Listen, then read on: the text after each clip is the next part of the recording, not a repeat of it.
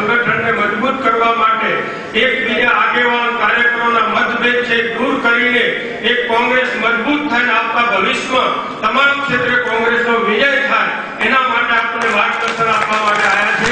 આપણા જિલ્લાની અંદર મોટો ભયંકર પ્રશ્ન છે ખેડૂતોનો, જે ખેડૂતોને આજે જળના પાણી ઉડા જતા છે બોરના, એક પણ ખેડૂત ખેતી કરે પરિસ્થિતિ નથી।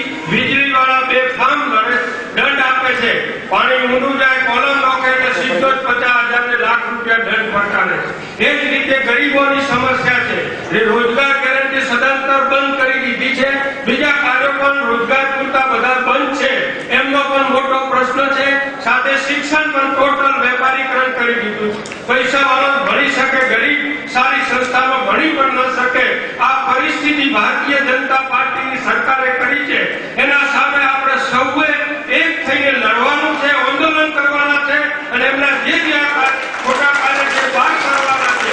એક જ મુદ્દો કહું, તમે સૌ એ લોકો આવે એમને કહેજો કે રાષ્ટ્રીય માધ્યમિક શાળાઓ નવી મંજૂર થયેલી 1 વર્ષ પહેલા જે બનાસકાંઠાની 65 માધ્યમિક શાળાઓ છે એના શિક્ષક માત્ર 38 છે। 65 શાળાઓ 38 શિક્ષકોમાં માધ્યમિક શાળાઓ ચાલે છે। આ એમનો વહીવટ છે, એ દરેક જગ્યાએ કહ્યું આવું દરેક ક્ષેત્રે આવી જતી સમસ્યાઓ છે।